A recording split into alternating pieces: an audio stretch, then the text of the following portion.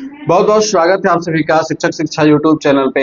और आज का ये वीडियो खास करके उन कैंडिडेट्स के लिए है जिनका साइमल्टेनियस डिग्री है, डीएलएड के साथ ग्रेजुएशन है और इग्नू के बीएड के नोटिफिकेशन आने के बाद जो प्रोस्पेक्टस जारी किया गया इग्नू के द्वारा, जिसपे स्पष्ट कर दिया गया है कि जितने भी कैंडिडेट डीएलएड के साथ साथ जिन्होंने ग्रेजुएशन किया है वो बीएड में एडमिशन के लिए वैलिड नहीं है, उन्हें बीएड में एडमिशन नहीं दिया जाएगा।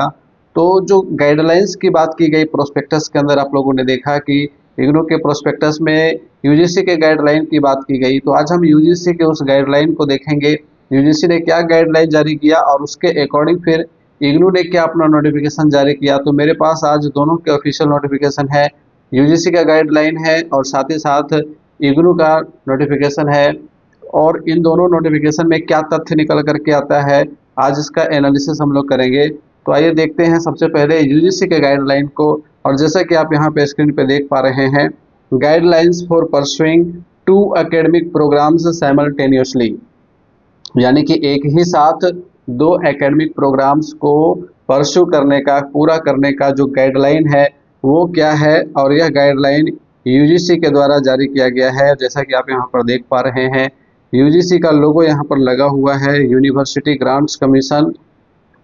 और यह अप्रैल 2022 में यह गाइडलाइन जारी की गई थी। तो इसके बाद लोगों ने ये कहा कि आप एक कोर्स ग्रेजुएशन ओपन से और डीएलएड रेगुलर से कर सकते हैं। इनफैक्ट मैंने भी वीडियो बनाया था कि आप डीएलएड के साथ साथ ग्रेजुएशन कर सकते हैं, इसमें कोई प्रॉब्लम नहीं है। लेकिन अब जबकि इग्नू के बीएड का प्रोस्पेक्टस जारी किया गया तो उसमें कहा गया कि नहीं, अगर किसी कैंडिडेट ने डीएलएड का डिग्री रेगुलर से किया है और उसके साथ साथ कोई भी कोर्स ओपन डिस्टेंस मोड से किया है तो वो वैलिड नहीं है बीएड में एडमिशन के लिए। ठीक है, तो बीएड में एडमिशन के लिए वैलिड नहीं है, इस बात पे जोर दिया गया है। इस चीज़ को आप लोग ध्यान में रखेंगे। तो यहाँ पर देखिए कि जो गाइडलाइंस है वो क्या जारी किए गए थे यूजीसी के द्वारा। ठीक है, तो ये जो बैकग्राउंड है, बैकग्राउंड हमारा एनईपी 2020 से संबंधित है। National education policy NEP 2020 states that pedagogy must evolve to make education more experiential, holistic, integrated, inquiry driven. ये सारी जो बातें हैं वो बैकग्राउंड की बातें, यानी कि पृष्ठभूमि जो तैयार हुई है इसकी कि कैसे एक विद्यार्थी, एक कैंडिडेट जो है एक ही समय पे 2 कोर्सेस कर सकता है। तो ये माना गया कि अगर किसी विद्यार्थी के पास यह क्षमता है या उसके पास अवसर मिलता है तो वह इसके लिए एलिजिबल है और वो 2 कोर्स कर सकता है। तो ये बैकग्राउंड की बात यहाँ पर की गई, यानी कि पृष्ठभूमि तैयार की गई है और पृष्ठभूमि का परिप्रेक्ष्य एनईपी 2020 में वो रखा गया है।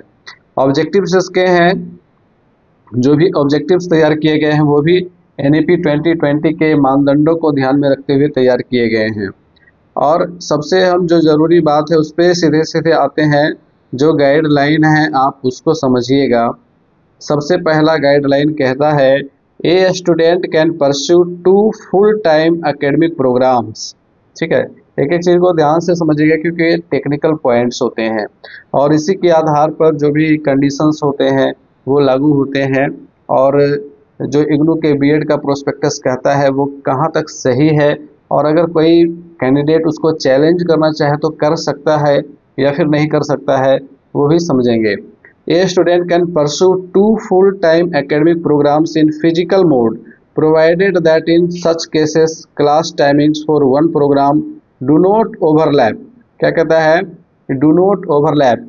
2 प्रोग्राम आप कर रहे हैं तो एक दूसरे के ऊपर ओवरलैप नहीं होना चाहिए with the class timings of the other programme. एक दूसरे प्रोग्राम के टाइमिंग के साथ क्रैश नहीं करना चाहिए, क्लैश नहीं करना चाहिए, यानी कि टकराना नहीं चाहिए एक ही साथ अगर आप 2 कोर्स कर रहे हैं तो। ये सबसे पहली बात है।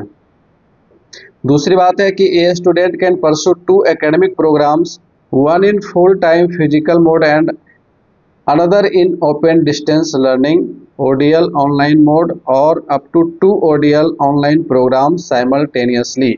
यहाँ पे बिल्कुल स्पष्ट साफ शब्दों में कहा गया है कि एक विद्यार्थी 2 एकेडमिक प्रोग्राम्स को, 1 in full time physical mode जिसमें से एक जो है वो फिजिकल मोड यानी कि फेस टू फेस मोड में और दूसरा ओपन डिस्टेंस मोड से, ओडीएल मोड से कर सकता है, या फिर ऑनलाइन मोड से कर सकता है, या फिर अप टू 2 ओडीएल यानी कि एक साथ 2 ओडीएल प्रोग्राम वो कर सकता है, ऑनलाइन प्रोग्राम्स भी कर सकता है साइमल्टेनियसली, एक ही साथ में, एक ही समय में।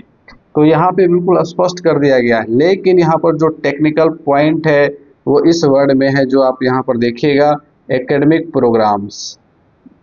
एकेडमिक प्रोग्राम्स क्या होते हैं, और इसी को लेकर के इग्नू ने जो अपना गाइडलाइन जारी किया उसमें कहा है कि ये बीएड जो है वो एकेडमिक प्रोग्राम नहीं है, बीएड प्रोफेशनल डिग्री है। और वहीं पे जो टेक्निकल पॉइंट है ये बताती है कि आप डीएलएड के साथ ग्रेजुएशन अगर कर रहे हैं तो वो वैलिड क्यों नहीं है। अब यहाँ पर ये जो एकेडमिक प्रोग्राम की बात करती हैं ये गाइडलाइंस, वो ये मानती हैं कि जो एआईसीटीई के द्वारा या फिर एनआईसी के द्वारा, आईएनसी के द्वारा या फिर एनसीटीई के द्वारा जो मान्यता प्राप्त कोर्सेस हैं, जिसमें आपके इंजीनियरिंग के कोर्सेस आ जाते हैं तमाम, ठीक है, होटल मैनेजमेंट के कोर्सेस आ जाते हैं, नर्सिंग के कोर्सेस आ जाते हैं और टीचर ट्रेनिंग्स प्रोग्राम आ जाते हैं। ये सारे के सारे प्रोफेशनल डिग्रीज हो जाते हैं और इनको प्रोफेशनल डिग्री माना जाता है, इनको एकेडमिक प्रोग्राम्स नहीं माना जा रहा है। ये टेक्निकल पॉइंट्स सभी के समझ में उस टाइम पे नहीं आया था जिस टाइम ये गाइडलाइन जारी किया गया, और अब जब स्पष्टीकरण आया है इस बात को लेकर के, तो यहाँ पर ये बाइफर्केशन किया जा रहा है, ये दोनों में डिफरेंस बताया जा रहा है कि एकेडमिक प्रोग्राम्स की बात की गई है और वहाँ पे ये जो हमारा प्रोफेशनल क्वालिफिकेशन है, प्रोफेशनल प्रोग्राम्स हैं, डीएलएड, बीएड और जितने भी इंजीनियरिंग के कोर्सेस हैं उनको इसमें इंक्लूड नहीं किया गया है। तो यहीं पे बहुत सारे लोगों को कन्फ्यूजन हुआ है और इसी कन्फ्यूजन के कारण बहुत सारे लोग, हजारों की संख्या में ऐसे स्टूडेंट्स हैं जिन्होंने डीएलएड के साथ साथ ग्रेजुएशन किया है। अब इसका जो समाधान है वो क्या निकलेगा, उसके लिए क्या हो सकता है, उसके बारे में भी चर्चा करेंगे आगे। पहले गाइडलाइंस को और अच्छे से पढ़ते हैं, समझते हैं इसको। डिग्री और diploma programmes under ODL online mode shall be pursued with only such HEIS which are recognized by UGC, Statutory Council, Government of India for running such programs। तो जितने भी हायर एजुकेशन कोर्सेस हैं वो आप लोग तभी कर सकते हैं जब आप, जो संस्थान है वह यूजीसी से, स्टैट्यूटरी काउंसिल से, गवर्नमेंट ऑफ इंडिया से मान्यता प्राप्त हो, तो उसमें तो कोई बात ही नहीं है।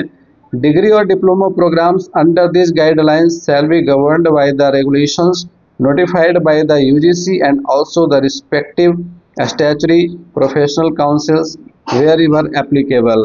तो ये सारी चीज़ें जो भी यूनिवर्सिटीज़ हैं जैसे कि इग्नू है, नालंदा ओपन यूनिवर्सिटी है, ये सारे के सारे यूनिवर्सिटी ग्रांट कमीशन यानी कि यूजीसी से मान्यता प्राप्त होती है, तो इसमें कोई दिक्कत नहीं है, इनके डिग्री के वैलिडेशन में कोई दिक्कत नहीं है। These guidelines shall come into effect from the date of their notification by the UGC। UGC का जब नोटिफिकेशन जारी किया गया है तभी से ये वैलिड होगा, ये भी इस चीज़ को ध्यान में रखना है कि these guidelines shall come into effect from the date of their notification by the UGC। तो जिस डेट से यानी कि अप्रैल 2022 से अगर जारी किया गया है तो मान करके चलिए कि अप्रैल 22 के बाद के जो कोर्सेस होंगे वही वैलिड होंगे, वही आप यहाँ पे ये गाइडलाइंस उन्हीं के लिए इम्प्लीमेंटेड होंगे। इसके पहले के जितने भी कोर्सेस अगर डुअल डिग्री वाले होंगे तो वो तो ऐसे ही इनवैलिड हो जाएंगे। No retrospective benefit can be claimed by the students who have already done 2 academic programmes simultaneously prior to the notification of this guidelines. कहता है कि इन गाइडलाइंस के पहले से, जारी होने से पहले अगर किसी ने 2 कोर्सेज साइमल्टेनियसली किए हैं तो उसके लिए हम किसी तरह की जिम्मेदारी नहीं लेते हैं। The above guidelines shall be applicable only to the students pursuing academic programs other than PhD program। यहाँ पे बोल्ड लेटर में लिखा गया, यूजीसी के द्वारा स्पष्ट किया गया है कि पीएचडी को छोड़ करके जितने भी एकेडमिक प्रोग्राम्स हैं उसमें स्टूडेंट शामिल हो सकते हैं।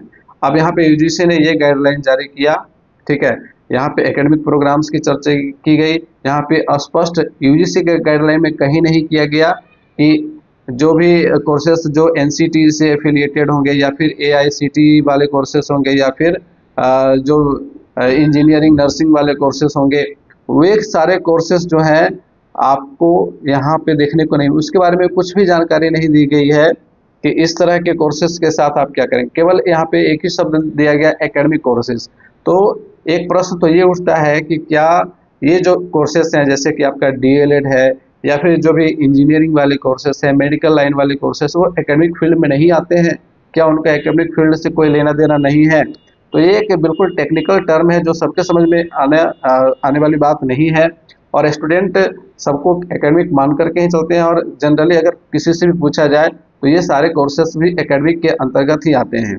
ठीक है, अगर आप जनरली सर्च करेंगे is BEd an academic programme, तो वहाँ पर लिख करके आएगा yes, BEd is an academic programme. ठीक है, क्योंकि ये तो एकेडमिक से रिलेटेड है ना, आपके पढ़ाई लिखाई से संबंधित जो भी चीज़ें हैं तो वो इसमें इंक्लूड होंगी ही। तो अब देखिए, अब चर्चा करेंगे कि इग्नू का जो गाइडलाइन है, इग्नू का जो नोटिफिकेशन है वो क्या कहता है। तो अब देखिए यहाँ पर इग्नू का जो नोटिफिकेशन जारी किया गया वो हमारे सामने है। ये नोटिफिकेशन जारी किया गया है 2 सितंबर 2022 को। अप्रैल में यूजीसी ने इम्प्लीमेंट किया गाइडलाइंस को, उसके बाद सितंबर 2022 में इग्नू का नोटिफिकेशन आता है। Subject scheme of pursuing 2 UG और PG programmes simultaneously in IGNOU. ठीक है, तो इग्नू के अंदर अगर आप 2 साइमल्टेनियस कोर्सेस करना चाह रहे हैं तो उससे रिलेटेड गाइडलाइंस क्या कहती है, इसको समझिए। तो यहाँ पर स्पष्ट लिखा हुआ है, based on the recommendations of the committee for preparing the framework for IGNOU for operationalising UGC scheme of pursuing 2 academic programs simultaneously as per decision of the Academic Council taken in its 78th meeting, the following policy in the matter will be implemented with effect from July 2022 सेशन। जुलाई 2022 के session के बाद इसका implementation हुआ है। तो यहाँ पर अगर कोई ऐसे कैंडिडेट इसको चैलेंज करते हैं जिनका कोर्स जुलाई 2022 के पहले हो रखा है, तो ऐसी स्थिति में आपका कोर्स इनवैलिड हो जाएगा। और जो चैलेंज करने वाले कैंडिडेट जुलाई 2022 के बाद वाले हैं, वो अगर चैलेंज करते हैं तो उनकी बात सुनी जाएगी। उनकी बात वहाँ पर अगर आप कोर्ट में चैलेंज करेंगे तो निश्चित रूप से आपकी बात सुनी जाएगी। अब यहाँ पर देखिए जो बातें कही गई हैं, इसमें यहाँ पर इग्नू ने स्पष्ट किया था, क्या किया था इसको समझते हैं। The students will be permitted to pursue only 2 academic programs simultaneously at the undergraduate and postgraduate levels subject to fulfillment of the eligibility criteria for admission to each of the 2 programs in the following manner। पहला कहता है 1 program in regular ODL online mode from an institution other than IGNOU along with 1 program in ODL online mode from IGNOU। ठीक है, तो ये स्पष्ट कर रहा है कि एक प्रोग्राम जो है वो रेगुलर में होना चाहिए या फिर ओडीएल में या फिर ऑनलाइन मोड में from N institution other than IGNOU. IGNOU के अलावे अगर आप किसी अन्य इंस्टीट्यूट से कर रहे हैं और एक कोर्स आप इग्नू से कर रहे हैं तो ऐसी स्थिति में वैलिड होगा। ठीक है, इसके बाद a student who has sought admission to 1 programme in regular ODL online in an institution other than IGNOU will be permitted to simultaneously register in an ODL online program of IGNOU at undergraduate और post graduate level।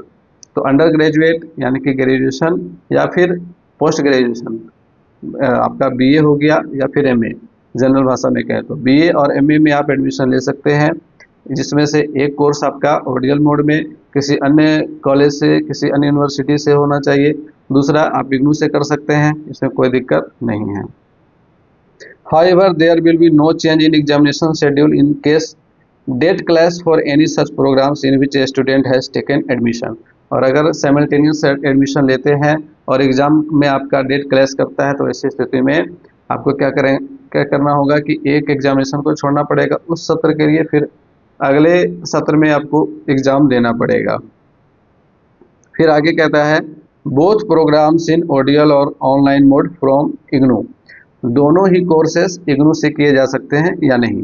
यहाँ पर देखिए, admission to 2 academic programmes in ODL mode at the level of under graduate post graduate degree will be permitted in 2 separate admission cycles only. क्या कर रहा है कि admission to 2 academic programmes in ODL mode at the level of undergraduate और postgraduate, यानी कि स्नातक या प्रास्नातक, बीए या एमए अगर आप कर रहे हैं तो दो कोर्सेस एक साथ परमिटेड हैं, will be permitted in two separate admission cycles only, अलग अलग एडमिशन साइकिल में वो मान्य है। ठीक है, एडमिशन साइकिल सेम नहीं होना चाहिए, तो इस चीज़ को भी ध्यान में रखना है कि अगर आपका एडमिशन साइकिल सेम है तो वहाँ भी फंस जाइएगा।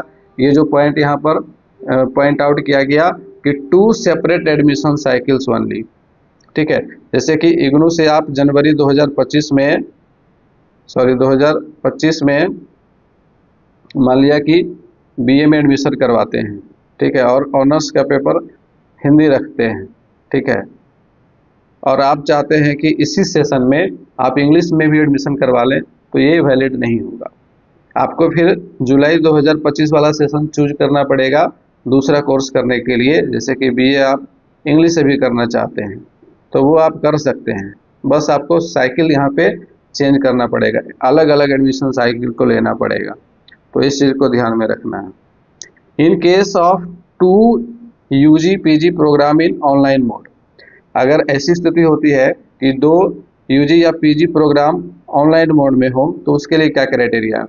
Admission to 2 under graduate post graduate degree programmes in online mode can be taken in 2 separate admission cycle in the same academic year, that is 1 programme in January and other programme in July. तो जैसा कि मैंने अभी बताया कि एक session अगर आप जनवरी का चुनते हैं तो दूसरा सेशन आपको जुलाई वाला चुनना पड़ेगा, तब वैलिड होगा वो दोनों ही प्रोग्राम। ठीक है, तीसरा है in case of 1 UG PG programme in ODL and other than in online mode, यानी कि एक आप ओडीएल से और दूसरा ऑनलाइन मोड से करते हैं, तो ऐसे स्थिति में क्या करेंगे? In case of 1 programme in ODL mode and the other programme in online mode at the under graduate post graduate level, the admission can be taken in 2 separate admission cycles in the same academic year, that is 1 programme in January and another programme is in July. तो इसमें भी वही same criteria रहता है। अब आगे कहता है कि the list of undergraduate and postgraduate programmes to which admission can be taken is given in annexure 1 for July 2022 admission cycle, यानी कि आप कौन कौन से प्रोग्राम में पार्टिसिपेट कर सकते हैं, एडमिशन ले सकते हैं, तो उसके लिए भी यहाँ पर क्या किया गया है, आपको यहाँ पर एनेक्सर 1 में सारे सब्जेक्ट का विवरण दिया गया है, जिसकी मैं चर्चा आगे करूंगा कि कौन कौन से सब्जेक्ट आप सिलेक्ट कर सकते हैं, ये भी इग्नू ने वहाँ पर क्लेरिफाई कर दिया था। ठीक है, तो इन सब्जेक्ट्स के अलावा जो लिस्ट में दिए गए हैं, इसके अलावा अगर किसी ने दूसरा सब्जेक्ट किया होगा तो वहाँ पे वह भी प्रॉब्लम आ सकती है, उसको भी वैलिड नहीं माना जा सकता है।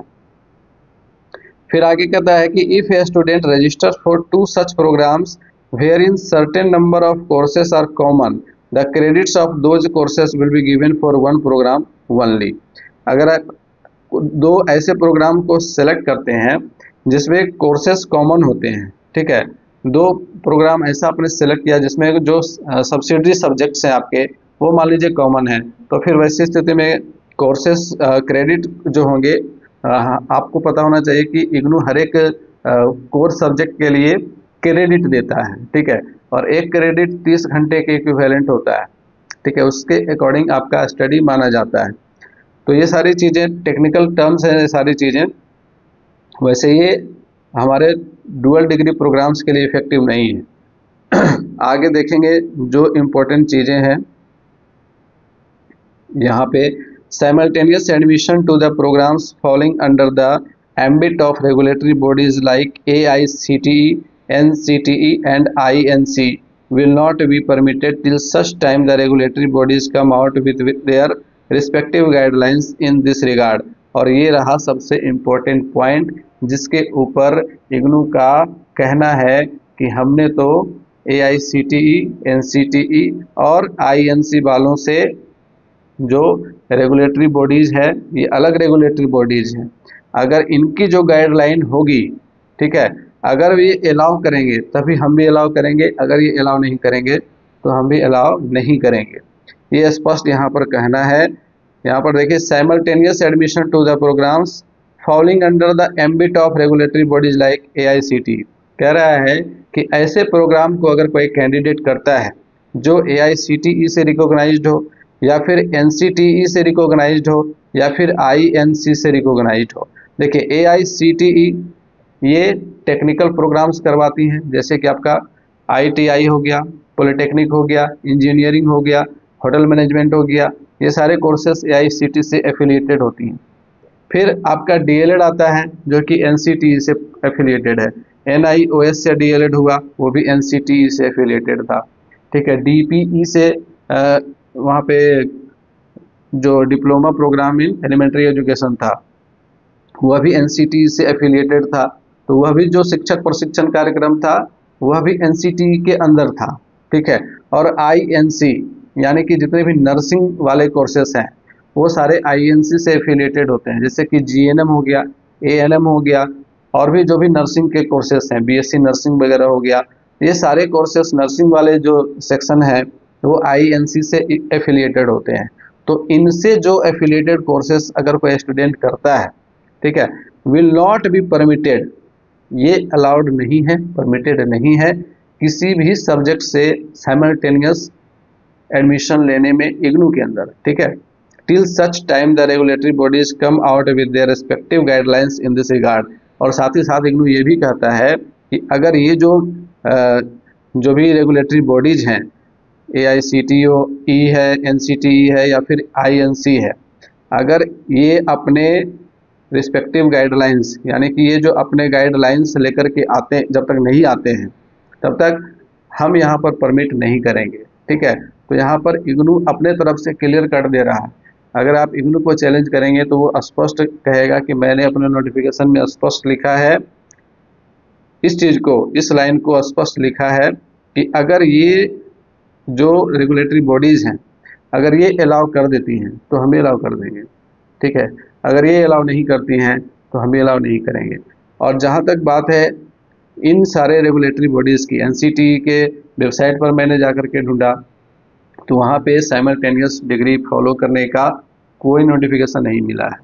UGC का केवल जारी हुआ, और UGC को मान करके लोगों ने ये कॉमन धारणा बना ली कि सभी कोर्सेस किए जा सकते हैं, और यहीं पे सबसे बड़ी गलती हुई है, क्योंकि NCTE अलग है, NCTE का काम अलग है, UGC का काम अलग है, AICTE का काम अलग है, INC का काम अलग है, और इग्नू का काम भी अलग है। ये सब अलग अलग रेगुलेटरी बॉडीज़ हैं, और इनके जो गाइडलाइंस है अगर वो सेम पैटर्न को फॉलो नहीं करते हैं तो इनके गाइडलाइंस में क्लैश हो रहा है, और इसी क्लैश की वजह से ऐसे कैंडिडेट्स अभी फ़िलहाल के समय इग्नू में BEd करने के लिए एलिजिबल नहीं है। ठीक है, तो इग्नू में BEd करने के लिए एलिजिबिलिटी के लिए ये सारे क्राइटेरिया को इग्नू ने जारी किया अपने BEd प्रोस्पेक्टस के अंदर। ठीक है, तो यहाँ पर आगे क्या कह रहा है कि similarly simultaneous admission will not be permitted to the programmes such as BCO MAF। यहाँ बहुत सारे प्रोग्राम्स के बारे में बताया गया है कि इसी तरह से आप इन कोर्सेस में एडमिशन नहीं ले सकते हैं which are offered in collaboration with other institutions, जो अलग अलग इंस्टीट्यूशन से कोलैबोरेटेड हैं, उनके द्वारा एफिलिएटेड है, उनके द्वारा रिकॉग्नाइज्ड है, तो उनसे आप पहले सहमति लीजिए कि अगर वो परमिट करते हैं तो हम भी परमिट कर देंगे। ठीक है, इग्नू का यहाँ स्पष्ट यही कहना हुआ। तो यहाँ पर इग्नू अपने तरफ से क्लियर कट लिख दिया था अपने नोटिफिकेशन में, no retrospective benefit can be claimed by the students who have already done 2 academic programmes simultaneously prior to the notification of this guidelines. कहता है कि इस गाइडलाइंस को पढ़े बिना अगर किसी कैंडिडेट ने 2 साइमल्टेनियस कोर्सेज किए हैं तो उसके लिए हम जिम्मेवार नहीं हैं। The policy will be reviewed keeping in view the guidelines issued by UGC in the matter from time to time. तो ये था आपका इग्नू का गाइडलाइंस। इसके पहले आपने UGC के गाइडलाइंस को देखा, तो अब आपको क्लियर हो गया होगा कि मैटर कहाँ फंस रहा है। मैटर फंस रहा है कि NCTE ने इसके रिगार्डिंग किसी तरह की नोटिफिकेशन को जारी नहीं किया है। अगर NCTE ऐसा नोटिफिकेशन जारी कर दे कि DLED के साथ ओपन कोर्सेज किए जा सकते हैं तो मामला क्लियर हो जाएगा। तो NCTE को लिखना होगा लेटर और उन्हीं से अलाउ करवाना होगा यही एक समाधान निकल करके आ रहा है। तो जितने भी कैंडिडेट हैं जो भी इस वीडियो को वॉच कर रहे हैं और जिन्होंने डुअल डिग्री किया है, साइमल्टेनियस किया है, जिसमें एक डीएलएड था और दूसरा ग्रेजुएशन था, तो आप एनसीटीई से आपको वहाँ पे परमिशन के लिए अलाउ करना होगा। और अगर एनसीटीई अलाउ कर देती है, कोई ऐसा गाइडलाइन जारी करती है जैसा कि आपने देखा कि इग्नू ने जारी किया, तो फिर आपका डिग्री बिल्कुल वैलिड हो जाएगा, किसी तरह की कोई प्रॉब्लम नहीं होगी। लेकिन इसके लिए थोड़ी सी परेशानी उठानी पड़ेगी, थोड़ा सा संघर्ष करना पड़ेगा। तो आज के इस वीडियो में इसी इन्फॉर्मेशन के साथ यहाँ पे मैं समाप्त कर रहा हूँ। मिलेंगे फिर से नेक्स्ट वीडियो में, तब तक के लिए गुड बाय, टेक केयर।